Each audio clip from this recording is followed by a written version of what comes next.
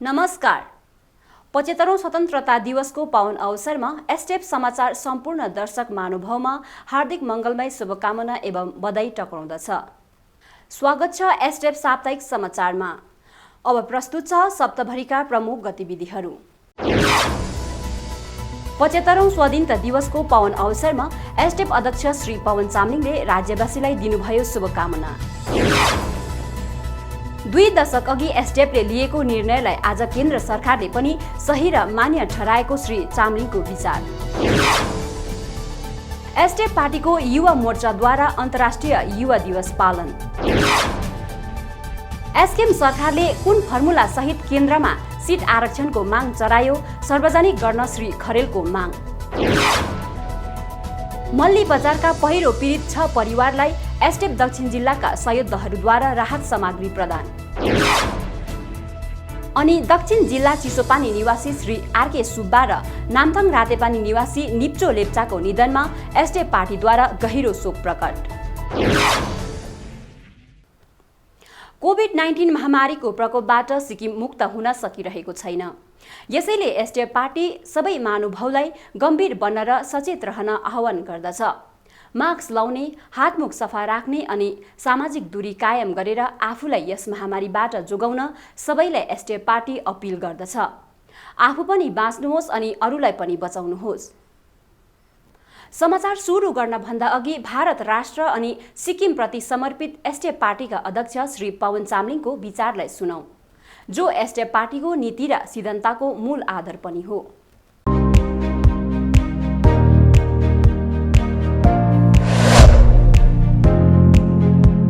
सिक्किम हाम्रो सुखी स्थान, देश हाम्रो हिन्दुस्तान। पवन चामलिङ।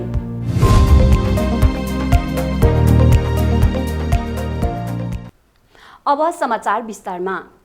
75औं स्वाधीनता दिवसको पावन अवसरमा एसटिएफ अध्यक्ष एवं पूर्व मुख्यमन्त्री श्री पवन चामलिङले राज्यवासीलाई हार्दिक शुभकामना दिनुभएको छ। आफ्नो फेसबुक पेजमा श्री चामलिङले प्रकाशित गर्नुभएको शुभकामना सन्देशमा भन्नुभएको छ, हाम्रो महान राष्ट्रको 75औं स्वतन्त्रता दिवसको अवसरमा म सिक्किमका जनतालाई हार्दिक शुभकामना अर्पण गर्दछु। 75 वर्ष पहिले हाम्रो देश ब्रिटिस शासनको लामो बन्धनबाट मुक्त भएको थियो। हामीलाई स्वतन्त्रता र स्वतन्त्रताको जीवन बिताउन दिन असंख्य मानिसहरू र अनगिन्ती नेताहरूले आफ्नो जीवन बलिदान गरे। उहाँले स्वतन्त्रता दिवसको पावन अवसरमा सम्पूर्ण ज्ञात अज्ञात स्वतन्त्रता सेनानीलाई श्रद्धाञ्जली अर्पण गर्नुभएको छ। उहाँले आफ्नो सन्देशमा कोभिड-19 महामारीका कारण भारत अनि सिक्किम राज्यमा ज्यान गुमाउने सबैप्रति श्रद्धाञ्जली अर्पण गर्दै शोकाकुल परिवारप्रति संवेदना प्रकट गर्नुभएको छ। सिक्किम सन् 1975 मा भारतीय महासङ्घमा सामेल भएको उल्लेख गर्दै श्री चामलिङले एसटिएफ सरकारमा सिक्किमलाई राष्ट्रिय मूलधारामा भावनात्मक रूपमा एकीकृत गर्न भरमग्दुर प्रयास गरेको उल्लेख गर्नुभएको छ। उहाँले सिक्किम हाम्रो सुखी स्थान, देश हाम्रो हिन्दुस्तान नारा र सिद्धान्त अंगीकार गरेको उल्लेख गर्नुभएको छ। आफ्नो शुभकामना सन्देशमा श्री चामलिङले भन्नुभएको छ, हामीले शान्तिको विरासत बनायौं जसले गर्दा सिक्किम देशभरि परिचित हुन पुग्यो। एसटिएफ अध्यक्ष श्री पवन चामलिङले भन्नुभएको छ, झण्डै 2 दशक अघि एसटिएफले लिएको निर्णयलाई आज आएर केन्द्र सरकारले पनि सही र मान्य ठहराएको छ। हाम्रो निर्णय सही रहेको र हामी पुरस्कृत भएको गर्वबोध आज भइरहेको छ। हाम्रो लक्ष्य र सपना सही दिशा र सही निशानामा रहेको आज आएर प्रमाणित भएको छ। पूर्व मुख्यमन्त्री श्री पवन चामलिङले हालैमा केन्द्र सरकारले राज्य सरकारहरूलाई ओबीसीको सूची तयार गर्ने सन्दर्भमा संविधान संशोधन विधेयक पारित गरेका विषयमा प्रतिक्रिया दिँदै साप्ताहिक जनताको सवालको उत्तरमा यस्तो विचार राख्नु भएको हो। श्री चामलिङलाई यो साता सोधिएको थियो, जनवरी 2019 मा केन्द्र सरकारले आर्थिक रूपले कमजोर अगौटे वर्गका मानिसहरूका निम्ति नोकरी चाकरी र उच्च शिक्षामा 10% आरक्षण दिने निर्णय लियो। अहिले आएर फेरि राज्य सरकारहरूलाई आफ्नो पछौटे वर्गका सूची आफै तयार गर्ने क्षमता दिएर केन्द्रले विधेयक पास गर्यो। यस्तै किसिमको नीति एसटिएफ सरकारले धेरै अघि नै राज्य स्तरमा लिएको थियो। तपाई के भन्नुहुन्छ? प्रश्नको उत्तर दिँदै पूर्व मुख्यमन्त्री श्री पवन चामलिङले भन्नुभयो, हामीले त्यसबेला लिएको निर्णयप्रति आज मलाई गर्वबोध भइरहेको छ। र आज हाम्रो निर्णयको युक्तिसङ्गतता त प्रमाणित पनि भएको छ। हामीले 18 वर्ष अघि केन्द्रीय सूचीबाट छुटेका बाहुन, क्षेत्री, नेवार समुदायलाई राज्य स्तरमा पछौटे वर्गको मान्यता दिएका थियौँ। गत सोमबार 9 अगस्त 2021 को दिन केन्द्र सरकारले राज्य तथा युनियन टेरिटोरीहरूलाई आफ्नो आफ्नो पछौटे वर्गको अलग सूची आफै तयार पार्ने क्षमता दिएर विधेयक पास गर्यो। यो त्यस्तै निर्णय हो जो 18 वर्ष अघि नै हामीले सिक्किममा लिइसकेका थियौँ। सिक्किमका बाहुन, क्षेत्री, नेवार समुदायलाई राज्य स्तरमा ओबीसी मान्यता दिने हाम्रो पार्टीको निर्णयलाई 22 सितम्बर 2003 देखि हामीले लागू गर्यौं। त्यसै दिन गान्तोकको टियाने मैदानमा यी 3 समुदायलाई हामीले ओबीसीको प्रमाणपत्र पनि वितरण गर्यौं। उहाँले भन्नुभयो, हाम्रा आलोचकहरू भन्न सक्छन् त्यो नीति केवल राज्यमा मात्र लागू गरियो। ज्यू सही हो, त्यो नीति राज्य स्तरमा नै लागू गरिएको हो, किनभने ओबीसी मान्यता दिने क्षमता राज्य सरकारसँग थिएन। त्यो केन्द्रीय विषय भएकोले हामीले त्यसो गर्यौं। राज्य सरकारको सीमित क्षमता र क्षेत्रभित्रबाट पनि तर हामीले साहसिक निर्णय गर्यौं र सो कदम उठायौं। तर पनि मुख्य कुरो भनेको चाहिँ राज्य सरकारका सबै नोकरी र उच्च शिक्षाका क्षेत्रमा केन्द्रीय ओबीसी बराबरी 20% सिट आरक्षण राज्य ओबीसी, बाहुन, क्षेत्री, नेवारलाई पनि दियौं। यो हाम्रो विशेष सामाजिक अभियान्त्रिकी थियो जो देशका अन्य कुनै राज्यमा पनि आजसम्म सुनिएको थिएन, सुनिएको छैन। हामीले सो निर्णय किन गर्यौं त भन्दै श्री चामलिङले भन्नुभयो, यो निर्णय सबैलाई समान अवसर दिने र सर्वसमावेशितालाई व्यावहारिक सच्चाई बनाउने हाम्रो पार्टीको सिद्धान्तको आधारमा लिएको निर्णय थियो। यी निर्णयका पछाडि विभिन्न कारणहरू रहेको उहाँले उल्लेख गर्नुभयो। कुनै व्यक्तिलाई उसको जात, समुदाय र धर्मको आधारमा नागरिक अधिकार र समान अवसरबाट वञ्चित गरिनु हुँदैन। सबै सिक्किमे जाति र समुदायहरू समान हुन् र उनीहरू सबैलाई समान आरक्षण दिइनुपर्छ। सिक्किमका सबै नेपालीहरू एक समान सामाजिक आर्थिक अवस्था भएकाहरू छन् र उनीहरू सबै समान अवसरका योग्य छन्।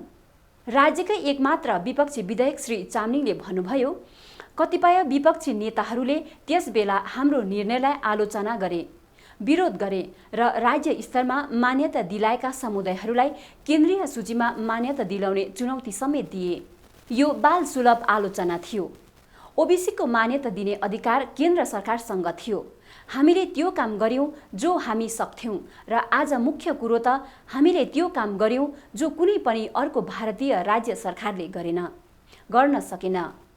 श्री चामलिङले भन्नुभयो, यो निर्णयको पृष्ठभूमिलाई पनि म आज स्मरण गराउन चाहन्छु। केन्द्रीय सूचीमा मान्यता पाएका ओबीसीलाई 27% आरक्षण दिने मण्डल कमिसनको रिपोर्टको सिफारिसलाई सिक्किमका पूर्व सरकारले सोझै अस्वीकार गरेको थियो। त्यसबेला नेपाली जातिबाट ओबीसीको मान्यता पाउने भुजेल, गुरुङ, लिम्बू, राई, मगर, सुनुवार अनि तामाङ समुदायहरू थिए। हाम्रो सरकार बन्न साथ हामीले त्यो सिफारिसलाई लागू गर्यौं। तर नेपाली जातिबाट कतिपय समुदायहरू अघिबाटै छुट्न गएका कारण हामी पूर्ण सन्तुष्ट बन्न सकेनौं र उनीहरूका अधिकारका लागि लड्न थाल्यौं। 1995 देखि 2003 सम्म हामीले लगातार छुटेका समुदायहरूलाई पनि केन्द्रीय ओबीसी सूचीमा सामेल गर्ने बिन्ती पत्रहरू केन्द्र सरकार समक्ष चढायौं। म स्वयं मुख्यमन्त्रीका रूपमा अनेकौं पटक प्रधानमन्त्रीहरूसँग, गृहमन्त्रीहरूसँग, कानुन मन्त्रीहरूसँग, ट्राइबल मामिला विषयक मन्त्रीहरूसँग भेट गरेँ र स्मारक पत्रहरू चढाएँ। तर केन्द्र सरकारले हाम्रो अनुनयलाई बारम्बार ठुक्राइरह्यो। सिक्किमका पूर्व सरकारले नै बाहुन, क्षेत्री, नेवार समुदायलाई ओबीसी सूचीमा सामेल गर्ने सिफारिस गर्न नमानेको र नगरेको तर्क केन्द्र सरकारको थियो। यसरी केन्द्रले बारम्बार हाम्रो मागलाई अस्वीकार गरेपछि हामीले केन्द्र सूचीबाट छुटेका यी 3 समुदायहरूलाई आफ्नै तह र तर्फबाट न्याय दिने निर्णय गर्यौं। उहाँले अगाडि भन्नुभयो, यी छुटेका समुदायहरूबाटै सिक्किम कमिसन फर ब्याकवर्ड क्लासेसको चेयरम्यान मनोनित गर्ने अर्को महत्त्वपूर्ण निर्णय पनि हामीले गर्यौं। यो कमिसनले नेसनल कमिसन फर ब्याकवर्ड क्लासेसको अधीनमा काम गर्छ र राज्यमा ओबीसी आरक्षणको कार्यान्वयन सम्बन्धी मुद्दाहरू हेर्दछ। पहिले पीएम सुब्बा यस कमिसनका चेयरम्यान थिए। त्यसपछिका सबै चेयरपर्सन ओबीसीबाट छुटेका समुदायबाट मनोनित गरियो। यस कमिसनबाट राष्ट्रिय कमिसनसँग सोझै सम्पर्क गरी आवश्यक अध्ययन, अन्वेषण, सेमिनार, गोष्ठी, पत्रचार र समन्वय आदिद्वारा अन्ततः यी समुदायहरूलाई ओबिसीमा सामेल गराउने दिशामा सार्थक पहल अघि बढाउन सकोस् भन्ने सोच लिएर हामीले यो निर्णय गरेका थियौँ। उहाँले अझ भन्नुभयो, हामीले आफ्नो समावेशी नीति अनुसार विभिन्न थरीका आरक्षणहरूको व्यवस्था गर्यौं।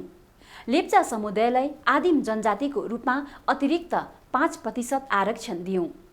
अनुसूचित जातिभित्रका संवेदनशील तबकालाई अल्पसंख्याको रूपमा अलग्गै 2% रिजर्भेसन दियौं। खेलाडी, पूर्व सैनिक, दिव्याङ्गीहरूलाई क्रमैले 3%, 2% र 2% आरक्षण दियौं। महिलाहरूलाई पञ्चायती राज प्रणालीमा 50% अनि उच्च शिक्षा र सरकारी नोकरीमा 30% आरक्षण दियौं। एसटीएफ प्रमुखले भन्नुभयो, यसका साथै समाजका कमजोर वर्गलाई 12% आरक्षण दिने हाम्रो निर्णयलाई पनि म स्मरण गर्न चाहन्छु।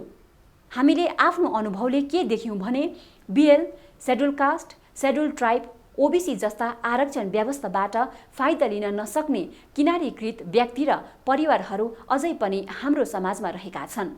उनीहरूको सम्भरण, विकास र सुरक्षा हुनुपर्छ भनेर हामीले 12% आरक्षण दिने निर्णय गर्यौं। एसटीएफ अध्यक्षले भन्नुभयो, यो ठूलो सन्तुष्टिको कुरो हो कि झण्डै 2 दशक अघि एसटीएफले लिएको निर्णयलाई आज आएर केन्द्र सरकारले पनि सही र मान्य ठहराएको छ। हाम्रो निर्णय सही रहेको र हामी पुरस्कृत भएको गर्वबोध आज भइरहेको छ। हाम्रो लक्ष्य र सपना सही दिशा र सही निशानामा रहेको आज आएर प्रमाणित भएको छ। म यस अवसरमा केन्द्र सरकार र केन्द्र सरकारको यस ऐतिहासिक निर्णयबाट लाभान्वित हुन गइरहेका देशभरिका नागरिकहरूलाई हार्दिक बधाई दिदछु। ढिलाइ भए पनि राम्रो भयो। समाचारमा पालो भएको छ छोटो व्यावसायिक विश्रामको। प्रत्येक महिना प्रकाशित हुने एसडीएफको मुखपत्र सिक्किम परिवर्तनको नयाँ अङ्क पढ्नुभयो? खोजी खोजी पढौँ ई पेपर सिक्किम परिवर्तन। 12 डिसेम्बरको दिन सिक्किम डेमोक्रेटिक फ्रन्ट युवा मोर्चाले अन्तर्राष्ट्रिय युवा दिवस अनलाइन रूपमा पालन गर्यो। कार्यक्रमको थीम युवाहरूले कोभिड-19 को समय भिन्नै प्रकारको भविष्यको कल्पना गर्दैछन् रहेको थियो। बिहान 10 बजेदेखि बेलुकी 4 बजेसम्म जुममा अनलाइन चलेको अन्तर्राष्ट्रिय युवा दिवस कार्यक्रममा विभिन्न कार्यक्रमहरूको आयोजना गरिएका थिए। कार्यक्रमको थालनी गर्दै एसडीएफ पार्टीका प्रमुख प्रवक्ता श्री एमके सुब्बाले सिक्किमको वर्तमान स्थितिमाथि प्रकाश पार्दै एसकेएम सरकारमा बाह्य शक्तिहरूसित सहजीवी सम्बन्ध स्थापित भएको तथ्य प्रकाशमा पार्नुभयो। कार्यक्रममा अर्जुन छेत्री, कर्म तोप्देन, अनुराधा तामाङ र उर्वशी खालिङले आफ्नो विचार राख्नुभयो। यसपछि सिक्किमका युवाले अभिव्यक्तिको स्वतन्त्रता उपभोग गर्न पाउँदैछन् भन्ने विषयमा तर्कसभाको आयोजना गरिएको थियो। तर्कसभामा छुक्की शेर्पा, अनामिका गुरुङ, अजित बस्नेत र अभिषेक छेत्रीले सहभागिता जनाएका थिए।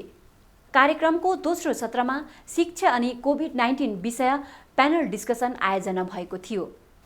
प्यानल डिस्कसनका विषयमा पूर्व सांसद एवं वरिष्ठ उपाध्यक्ष श्री पीडी राईले परिचयात्मक टिप्पणी राख्नु भएको थियो।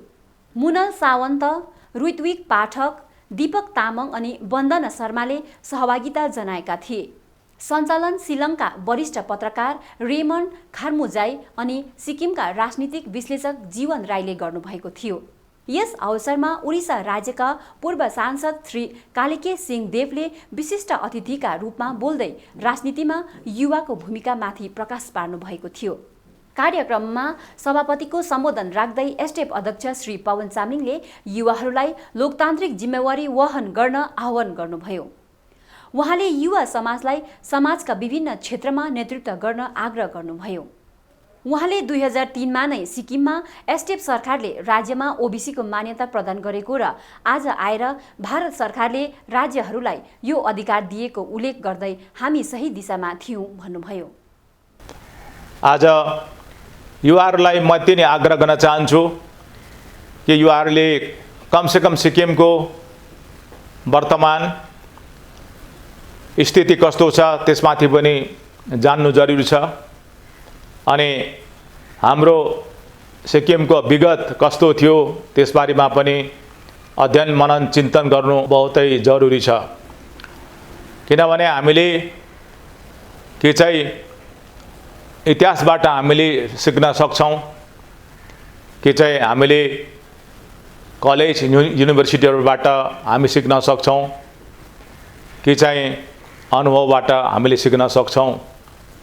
त्यसकारणले हाम्रा युवाहरूले यति नै क्षेत्रबाट सिकेर सत्य तथ्य परख गर्नुपर्छ अथवा सत्य तथ्यलाई बुझ्नुपर्छ।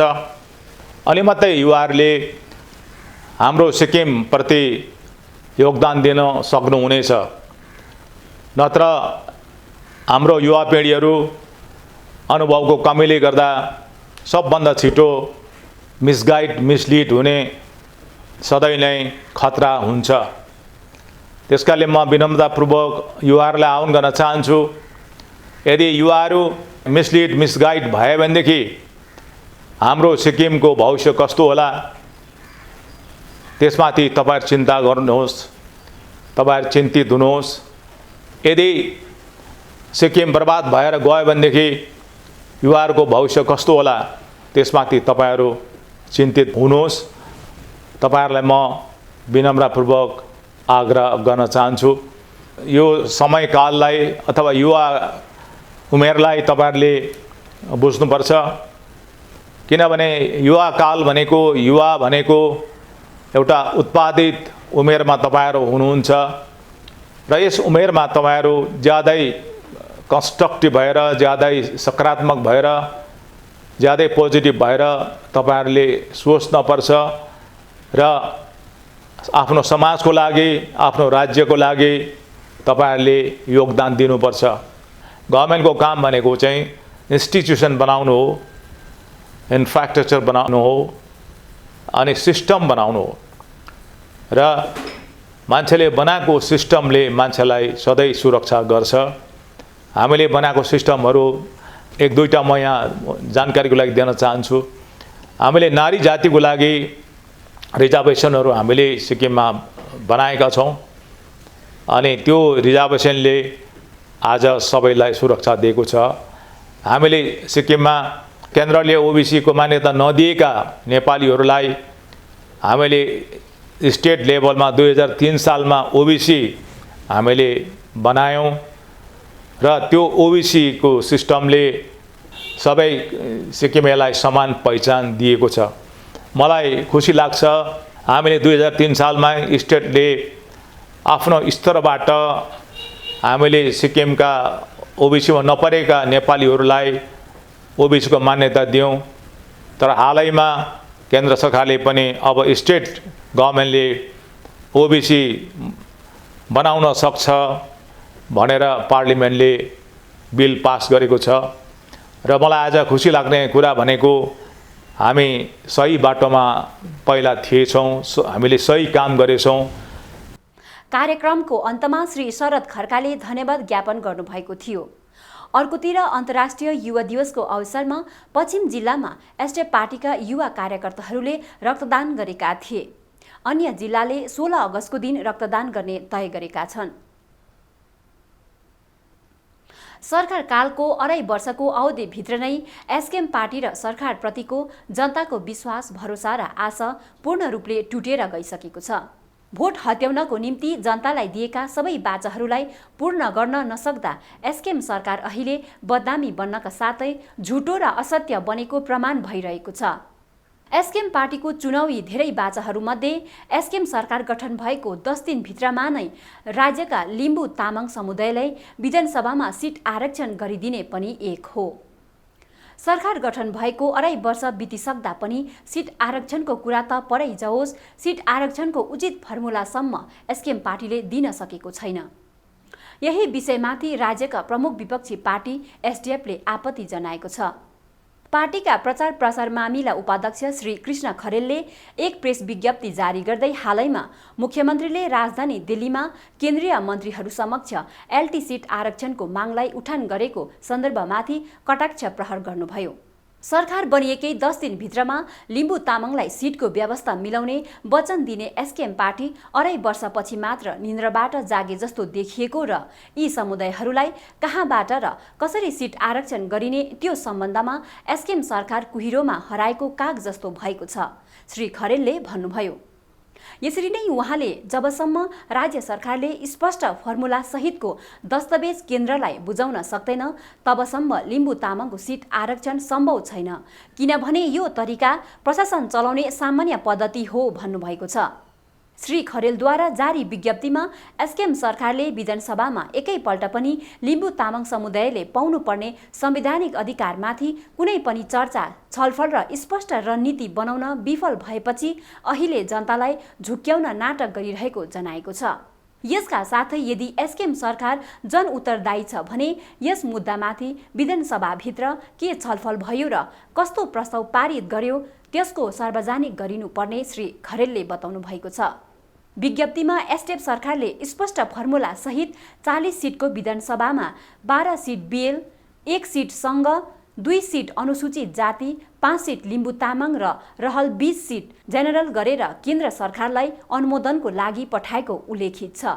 यसरी नै यस फर्मुलामा एसकेएम पार्टीका वरिष्ठ नेताहरूले झोस पोल, चुक्लीबाजी र केस गरेर प्राप्त भइसकेको मागलाई रोक्ने काम गरेको आरोप लगाउँदै अहिले उनीहरूले कुन आधारमा यो माग केन्द्र सरकारसँग गरिरहेका छन् त्यो जनतामा सार्वजनिक गरिनुपर्छ भनेर एसडिएफ पार्टी माग गर्दछ भनी विज्ञप्तिमा जनाएको छ। यसरी नै प्रचार प्रसार मामिला उपाध्यक्ष श्री खरेलले लिम्बू तामाङलाई विधानसभामा सिट आरक्षण, परम पावन कर्मपालाई सिक्किम ल्याउने र राज्यका छुटेका 12 जातिलाई जनजातिको मान्यता दिलाउने एसडिएफ पार्टीले उठान गरेको ऐतिहासिक मागहरू रहेको अवगत गराउँदै एसडिएफले सम्पूर्ण रूपमा गृह कार्य गरेर स्पष्ट कार्य दिशा जनतामा सार्वजनिक गरी जनताको सहमतिको आधारमा केन्द्रमा पठाएको हो। तर एसकेएम सरकारले विधानसभा जस्तो गरिमाय मन्दिरमा पनि कुनै प्रस्ताव ग्रहण नगरिकन, जनतासँग कुनै चर्चा, छलफल, बहस नगरिकन चुपचाप रूपमा माग राख्ने काम गरेको छ भन्नुभएको छ। एसकेएम पार्टीको यस्तो जनविरोधी र जनताको शक्तिको अपमान गर्ने कार्यशैलीको घोर भर्त्सना जनाउँदै एसडिएफ पार्टी खेद प्रकट गर्दछ भन्नुभयो। यसका अतिरिक्त एसकेएम पार्टीले के कस्ता विधि, विधान र फर्मुलाको आधारमा केन्द्र समक्ष यी मागहरू राखेका छन् ती विषयहरू जनतालाई स्पष्ट गर्नुपर्ने माग पनि उहाँले राख्नुभएको छ। वर्षायामको कारणले राज्यका विभिन्न स्थानहरूमा भल पहिरोले धेरै क्षति पुर्याइरहेको छ। गत हप्तामा आएको मुसलधारे वर्षाको कारण दक्षिण सिक्किमको मल्ली बजारमा धेरै क्षति भयो। भल पहिरोको कारणले घर सम्पत्ति क्षतिग्रस्त बनेका 6 परिवारलाई एसडिएफ पार्टी दक्षिण जिल्लाका संयोजकहरूले 12 अगस्तको दिन भेटे। पार्टी अध्यक्ष तथा पूर्व मुख्यमन्त्री श्री पवन चामलिङको सुझाव र निर्देशनमा पुगेका एसडिएफ संयोजकहरूले पहिरो पीडित 6 परिवारलाई राहत सामग्री सहित आवश्यकीय वस्तुहरू प्रदान गरे। यसका साथै यस टोलीले यस घडीमा एसडिएफ पार्टी उनीहरूको साथमा रहेको पनि अवगत गराए। मल्ली बजार जाने संयोजकहरूको टोलीमा जिल्ला पञ्चायत सदस्य एवं एसडिएफ पार्टी पञ्चायत प्रकोष्ठ उपाध्यक्ष श्री तोप्दा भोटिया लगायत नाम्चीबाट चेली नेत्रीहरू श्रीमती वन्दना राई र श्रीमती रुद्र राई थिए। यस कार्यक्रमलाई सफल बनाउन मल्लीका स्थानीय चेलीहरूको पनि उपस्थिति रहेको थियो। दक्षिण सिक्किम चिसोपानी निवासी श्री आरके सुब्बाको आकस्मिक निधनले सम्पूर्ण एसडिएफ परिवार शोकाकुल बनेको छ। श्री आरके सुब्बा एसडिएफ पार्टीका एक वरिष्ठ सदस्य तथा शुभचिन्तक हुनुहुन्थ्यो। वैश्विक महामारीमा कोरोना भाइरसको प्रकोपले स्वर्गीय सुब्बाको निधन गत 10 अगस्तमा गान्तोक सोचेगाङ अस्पतालमा निधन भएको थियो। यस दुःखद घडीमा एसडिएफ पार्टीले स्वर्गीय सुब्बाका शोकाकुल परिवारप्रति हार्दिक संवेदना प्रकट गरेको छ। यसरी नै नामथाङ रातेपानी समष्टि स्तरीय एसडिएफ पार्टी कार्यालयका ओएस श्री लेन्डुप लेप्चा अहिले पितृशोकमा हुनुहुन्छ। उनको पिता श्री निप्चो लेप्चा 13 अगस्तमा स्वर्गवास हुनुभएको छ। एसडिएफ पार्टीले शोकाकुल परिवारप्रति गहिरो शोक संवेदना प्रकट गर्दै स्वर्गीय लेप्चाको आकस्मिक निधनमा हार्दिक श्रद्धाञ्जली चढाएको छ। एसडिएफ साप्ताहिक समाचारमा आजलाई यति नै। अर्को साता हामी फेरि नयाँ गतिविधिहरू लिएर आउने बाचा गर्दै आज भने बिदा माग्दछौँ। नमस्कार।